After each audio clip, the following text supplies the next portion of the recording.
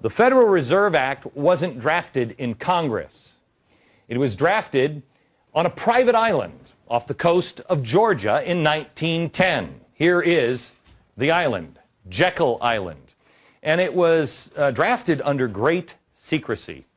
Jekyll Island was the retreat for billionaires like William Rockefeller and J.P. Morgan.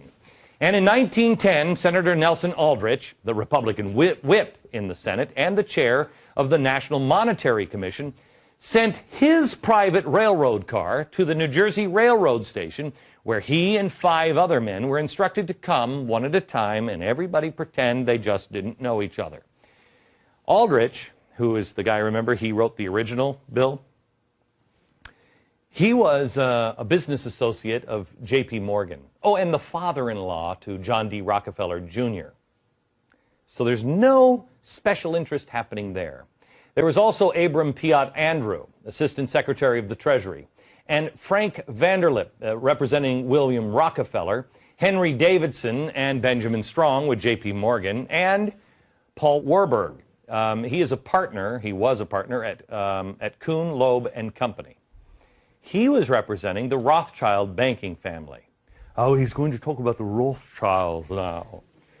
He actually is an interesting character. If you ever saw Little Orphan Annie, Daddy Warbucks was named after Warburg. These are the men that represented 1/4 of the entire wealth of the world. You think we got a problem with wealth now? Those guys, 1/4 of all of the money in the world. The Morgans, the Rockefellers, the Warburgs, the Rothschilds, all in one room. Yeah, but when do they start sacrificing chickens? Well, it doesn't happen. That I'll tell you. These guys were all competitors. According to G. Edward Griffin, who we'll talk to in a minute, they all had come together to form a banking cartel so they didn't have to compete against each other.